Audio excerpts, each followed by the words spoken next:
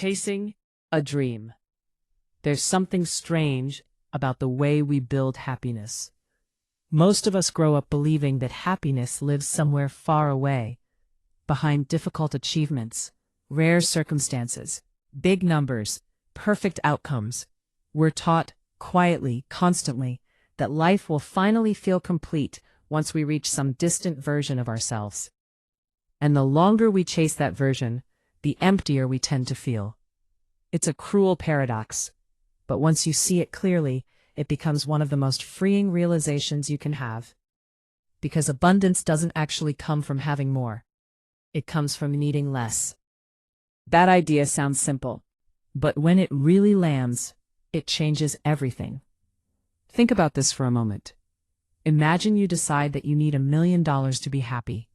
The reason doesn't matter. Maybe it represents freedom, security, safety.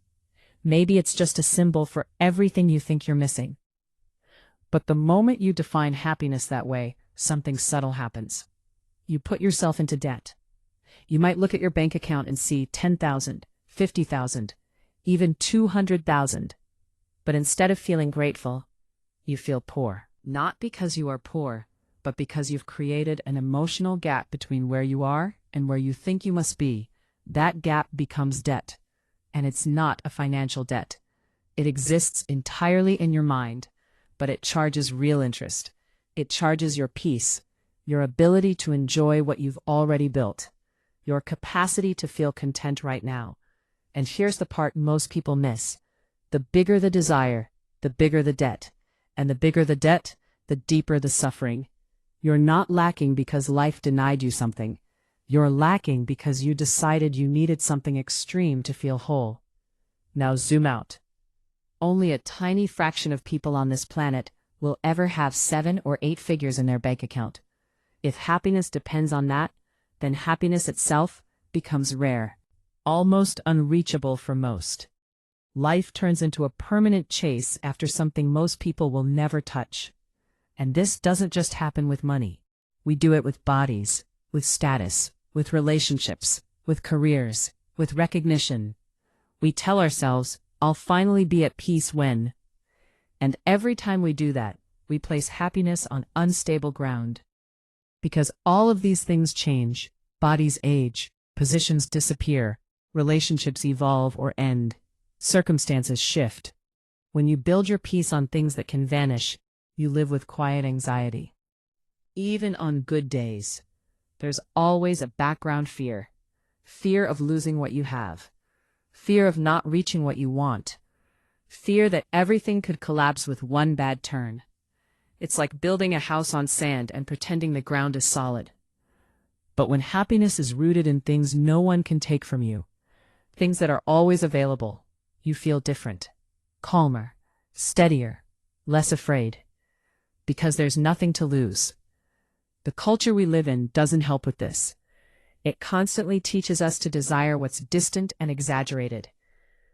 You open social media and see endless images of upgraded lives, exotic trips, perfect bodies, highlight reels designed to make your ordinary moments feel insufficient. And without realizing it, you start measuring your life against illusions. But this isn't new. Humanity has always been encouraged to want more, always more. And the more you want, the less you feel you have. There's a quiet damage that happens when you set goals that are too distant, too absolute, too tied to your sense of worth. You create a chasm between who you are and who you think you should be. And you stare into that gap every day. No matter how far you've come, your attention stays fixed on what's missing. That gap becomes an open wound. And eventually, life feels like constant pressure, constant anxiety. You're either afraid of losing the little that keeps you afloat, or afraid you'll never reach the much you think you need. It's exhausting. It's living in debt to your own expectations. And the tragedy is that most people never realize they built this prison themselves. They carry it quietly. For years. Sometimes for life. Always chasing, never arriving, never resting. But there's another path. Instead of making happiness harder to reach, what if we made it easier? What if instead of increasing our demands on life, we reduce them. This isn't about deprivation. It's about redefining what's essential. When you consciously lower your needs, something almost shocking happens. Abundance. P. If your needs are simple, they're easier to satisfy. If they're easier to satisfy, you don't need to sacrifice your health. You don't need to trade all your time. You don't need to live under constant pressure. You gain space. You gain calm. You gain freedom. Not because you conquered more, but because you needed less. This is the inversion most people never learn. The more you need something to be happy, the less happy you become. The harder you chase happiness, the faster it runs. Because you turned it into something rare and conditional. But when you stop chasing and start letting go, you realize something unsettling and beautiful at the same time. Happiness was never far away. You were just looking too far ahead. The real question, the one we almost never ask, is simple. What is enough? Enough isn't decided by society. It isn't imposed by culture. It isn't fixed. You choose it. And that choice is power. Enough can be simple, accessible, already present. You don't need to win the game. You can step out of it. What felt sufficient once may feel small later, not because life changed, but because your definition did. And if you can inflate enough, you can also deflate it. You can consciously choose to need less. And the less you need, the less vulnerable you are to chaos.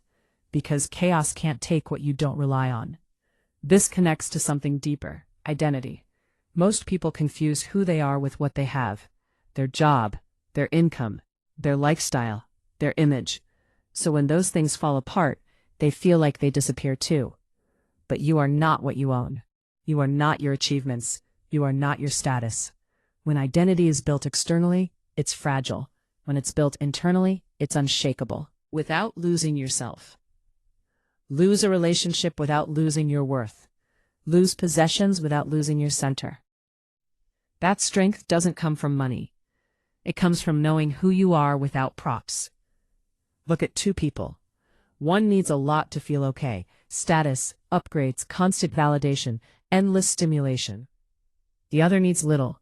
Basic stability, a few meaningful connections, time, quiet. Who is freer?